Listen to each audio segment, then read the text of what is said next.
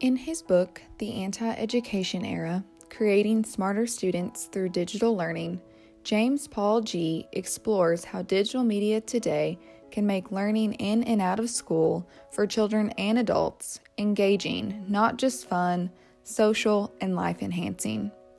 G ties together threads of agency, inequality, meaning, and knowledge through the lens of education and digital learning, both inside and outside of an institution. His text is a powerful call to reshape learning and show educators, parents, and policymakers how to create a meaningful education experience. I took it upon myself to interview 3 people who have been students, educators, and even a parent to gain insight on their views of education and how they embrace this potential of digital learning. Hello, my name is Elizabeth Adams. I'm a graduate student here at Clemson in the Master's Program for Writing, Rhetoric, and Media, and I teach English 1030, the basic composition and rhetoric course, freshman English. I've been teaching that this is my 2nd semester now. I'm Matt Stapleton. I'm a student in the MAWRM program, and I teach English 1030. My name is Rhonda Long, and I taught for 27 years in public education, primarily grades 1 through 5.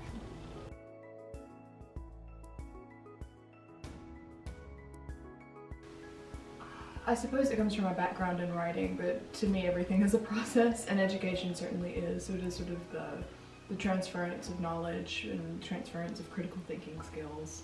I suppose that's how I would define education. I think education is teaching students and allowing them to explore who they are and what they do.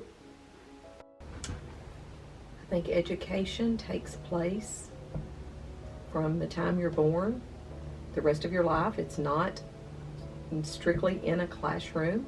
I think education can be things you learn from home, from others, and the misconception is classroom is the only place that education takes place.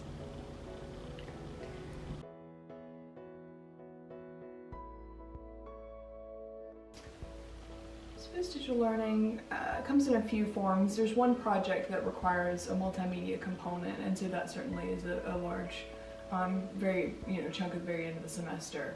But I suppose I use visual aids in my own classroom to help reinforce what I say, to help people stay on topic, to help them remember their homework. They take a picture of slides at the end, so that's been a very practical element of a digital classroom. But we also do drafting on computers and things like that, so there's certainly elements of that kind of ingratiated throughout.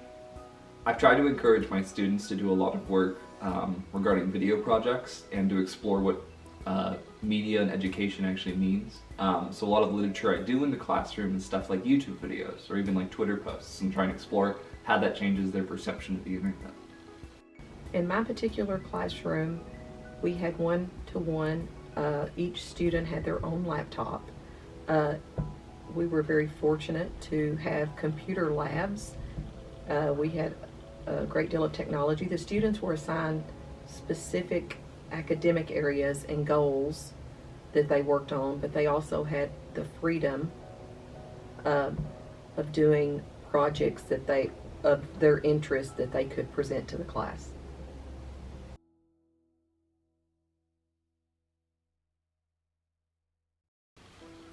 So how long do we have exactly?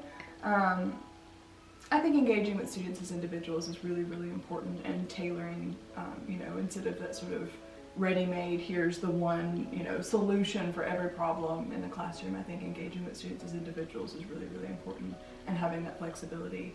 And teaching, like I kind of mentioned, is a process.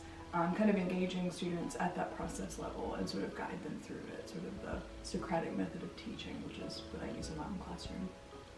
I think education needs to focus a lot more on technical abilities, a lot more on like the ability to produce videos, the ability to write Twitter posts in like a feasible way, just the ability to use social media because it's influencing our society so much. Well, I think some of the changes that I would make in education would be that it's more personalized learning. It's more individual for each student because all students don't learn the same. Instead of I call cookie cutter lesson plan where everybody does the same thing I think it needs to be more individualized for the students.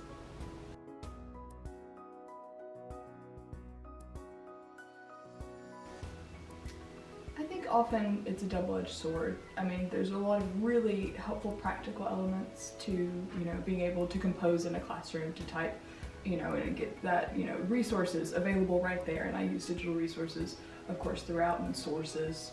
Most are digital. Like if I see someone using a print book, I'm like, are you sure you didn't just forget some of the citation? I would say, yeah, it's a double-edged sword. I think there's a lot of practical elements. I think it helps, that we have such access to knowledge and information, but I also think misinformation spreads almost equally as well, or even more so. So I think it's kind of difficult. Distractions in the classroom, I know that's one of the big parts of the debate, and it's, you have to weigh the pros and cons on an individual level for instructors, different courses, contexts. So again, kind of flexibility is good, but I think it does more good than harm, though it certainly poses its own challenges.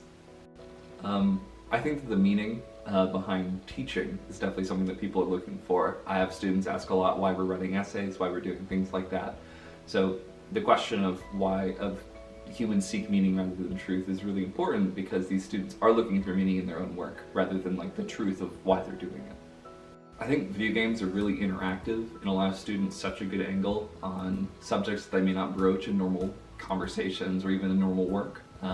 Because of how immersive these video games are too, these students don't even feel like they're doing work in a lot of instances. So incorporating them more into our education system would really, really help students in a lot of cases explore topics they wouldn't want to, or learn about things that they've never even considered before, and might help their grades out too. I hope that it changes to prepare students to be able to compete when they get out of school in the workforce with 21st century skills. I hope that with more media in the classroom, more computers, that it can make it more personalized and students can work more at their own pace and also have some flexibility in their education and choice.